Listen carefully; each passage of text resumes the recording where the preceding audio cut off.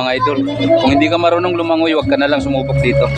Oh, lamig.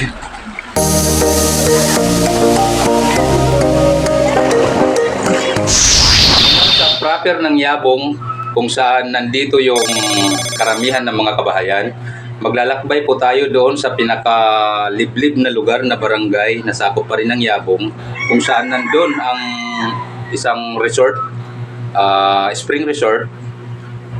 Pupuntahan po natin ngayon dahil nandun na rin po ang kaibigan ko naghihintay sa akin. Let's go!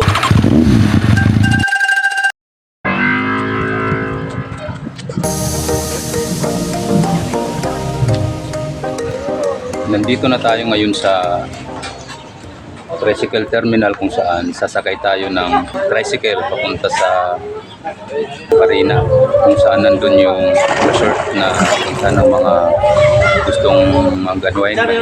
Sasakay tayo, guys. Tara.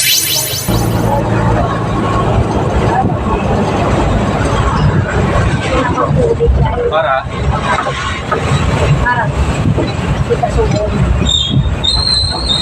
alright.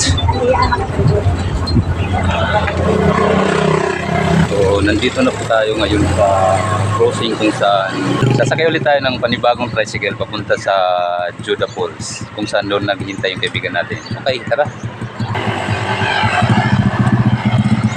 So ayan guys, no, nandito na ulit tayo sa panibagong tricycle kung saan sasakay na ulit tayo. Nakadalawang sakay na tayo.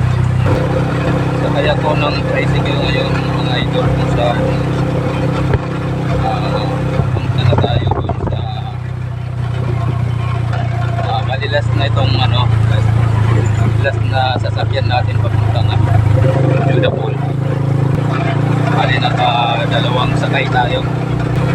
Nagdila ko na lang ng